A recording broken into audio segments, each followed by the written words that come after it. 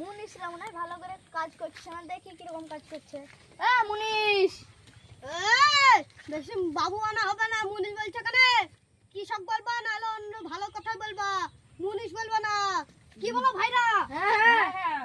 এরিয়ে বাবা, ইয়াদের কাছে তো টিকা যাবে না, এরা তো ভিআইপি মুনিশ। মনে কি বলছে গো ভাই? কোথায় আমরা কথা, আমরা আমেরিকার মুনিশ তো, তাহলে বোধহয় ভালো করে কাজ করছি না, তাহলে বোধহয় কিছু আনবে। দাঁড়াও, আমিও ঠিক বলছি।